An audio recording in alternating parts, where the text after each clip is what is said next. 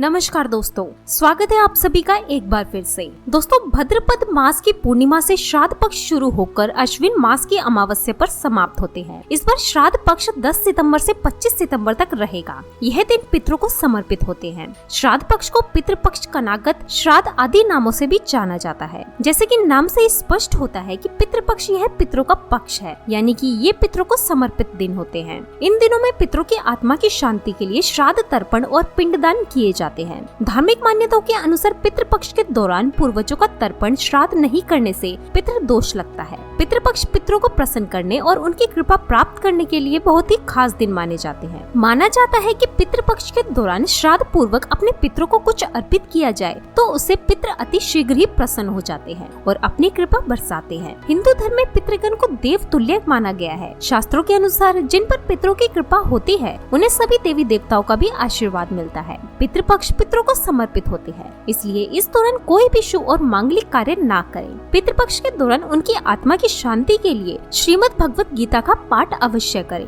पितृपक्ष यानी कि श्राद्ध पक्ष, जिसे कनागत भी कहा जाता है, यह वह समय होता है जब हमारे पूर्वज धरती पर होते हैं और हम श्राद्ध कर्म करके उनका आशीर्वाद प्राप्त करते हैं। हिंदू धर्म में मृत्यु के बाद श्राद्ध करना बेहद जरूरी माना जाता है। मान्यता है कि अगर अपने पूर्वजों का तिथि पूर्वक श्राद्ध और तर्पण नहीं किया जाए तो उन्हें इस लोक से मुक्ति नहीं मिलती और वह संसार में ही भटकते रहते हैं। ब्रह्मा वैवर्त पुराण के अनुसार देवताओं को प्रसन्न करने से पहले मनुष्य को अपने पितरों यानी कि पूर्वजों को प्रसन्न करना चाहिए। पितृदोष सबसे जटिल कुंडली दोषों में से एक है। पितरों की शांति के लिए हर वर्ष भाद्रपद मास की शुक्ल पूर्णिमा से अश्विन मास की अमावस्या तक पितृपक्ष श्राद्ध होते हैं। इस दौरान कुछ समय के लिए यमराज पितरों को आजाद कर देते हैं ताकि वे अपने परिजनों से श्राद्ध ग्रहण कर सकें। माना जाता है कि जिस घर के पितर अपने परिवार के लोगों से खुश रहते हैं उस घर के लोगों को देवी देवताओं का भी आशीर्वाद प्राप्त होता है। शास्त्रों के अनुसार जिन लोगों के पितर उनसे प्रसन्न नहीं होते हैं उन्हें पितृदोष का श्राप मिलता है। माना जाता है कि जिस घर में पितृदोष का श्राप लगता है उस घर के सदस्य कभी भी सुखी नहीं रहते और न ही वे जीवन में सफलता प्राप्त कर पाते हैं।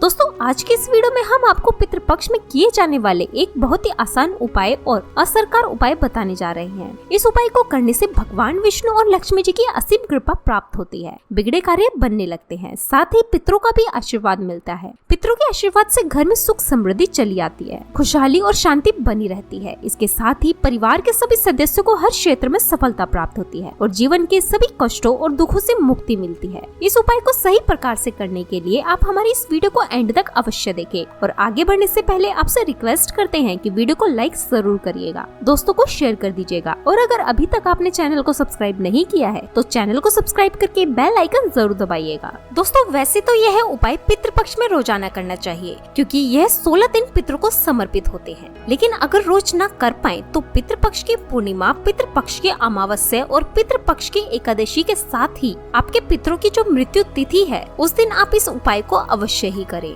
और पितृपक्ष के अमावस्या पर भी अवश्य करें। यह उपाय आपको संध्या काल या रात्रि के समय करना है। इस उपाय को सुबह या दोपहर के समय ना करें। उपाय को करने के लिए आप अच्छे से मुंह, हाथ, पैर धोकर साफ हो जाएं और स्वच्छ वस्त्र धारण करें। इसके बाद एक दिया तैयार करें। दिए में एक रुई की बाती लगाएं और शुद्ध घी भरें। शुद्ध घी ना हो तो इस दिए में आप सरसों का तेल भरें और इस दिए में थोड़ी सी काले तिल डाल लें।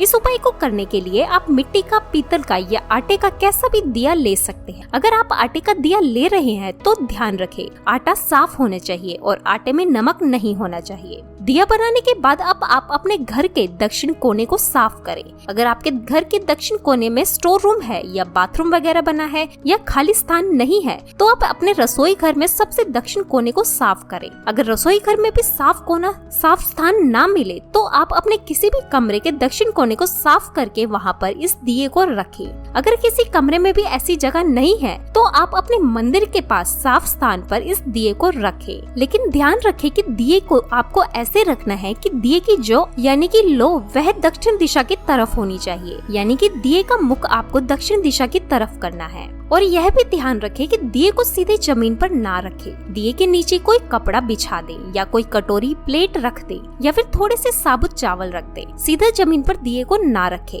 सीधा जमीन पर रखा हुआ दिया अपूर्ण माना जाता है। दिया जलाने के बाद सबसे पहले आप भगवान श्री गणेश को प्रणाम करें, फिर भगवान विष्णु और माँ लक्ष्मी जी को प्रणाम करें। इसके बाद पितृदेव को प्रणाम करें। भगवान से अपने पितरों की आत्मा की शांति की प्रार्थना करें। इसके बाद पितरों से मुक्ति की प्रार्थना करें। इसके बाद आप भगवान विष्णु जी के महामंत्र ओम नमो भगवते वासुदेवाय इसका 11 बार जाप करें। मंत्र का जाप करने के पश्चात अब आप पितृदेव के इस मंत्र का 108 बार जाप करें। मंत्र इस प्रकार है, ओम पितरो देवताय नमः, ओम पितरो देवताय नमः। इस मंत्र का आपको 108 बार जाप करना है। आप किसी भी माला पर जिस पर आप मंत्र का जाप करते हैं उस पर भी इस मंत्र का जाप कर सकते हैं, या फिर उंगलियों पर गिनकर या माचिस की तीलियों पर या मिश्री के दाने पर गिरकर भी आप इस मंत्र का जाप कर सकते हैं। दोस्तों ध्यान रखें, इस मंत्र का जाप आपको दक्षिण दिशा की तरफ मुख करके ही करना है। शास्त्रों में बताया गया है कि पितृ लोग दक्षिण दिशा में है। दक्षिण दिशा पितरों की दिशा होती है। इस दिशा में पितरों का वास होता है। श्राद्ध पक्ष में दक्षिण दिशा में इस प्रकार दिया जलाने से और मंत्र का जाप करने से पितृदेवों की असीम कृपा प्राप्त होती है और पितृ दोष पितृ आशीर्वाद में बदल जाता है। मंत्र का जाप करने के बाद आप अपने पितरों को, अपने पूर्वजों को प्रणाम करें और सभी कष्ट, दुख, दरिद्रता को दूर करने की प्रार्थना करें।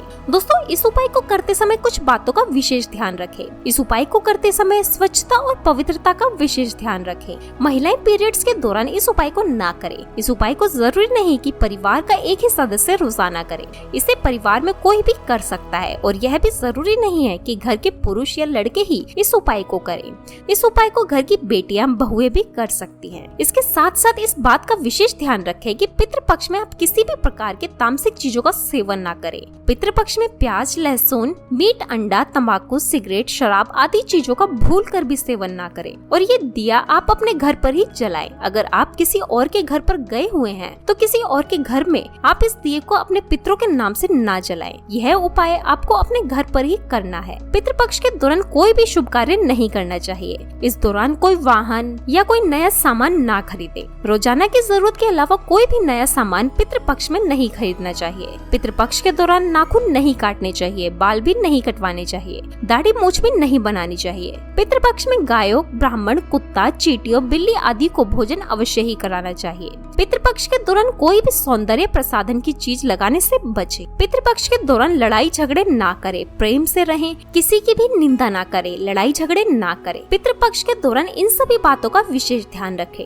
अगर आपने दिया चावलों पर रखकर जलाया है तो अगले दिन सुबह उठकर आप उन चावलों को पक्षियों को डाल दें। अगर आपने आटे का दिया का इस्तेमाल किया है तो उस दिए को भी आप पक्षियों को डाल दें। अगर मिट्टी या पीतल का दिया इस्तेमाल किया है तो आप उस दिए को दोबारा इस्तेमाल कर सकते हैं। दोस्तों हमें उम्मीद है आपको हमारी यह वीडियो पसंद आई होगी। आज के लिए बस इतना ही। दोस्तों अगर आपको ये वीडियो पसंद आया है तो वीडियो को लाइक करिएगा, दोस्तों के साथ शेयर जरूर करिएगा और चैनल को सब्सक्राइब करके बेल आइकन जरूर दबाइएगा ताकि आने वाला नॉलेजेबल वीडियो आपको सबसे पहले मिले। दोस्तों मिलते हैं अगले वीडियो में, तब तक के लिए goodbye and thanks for watching my video.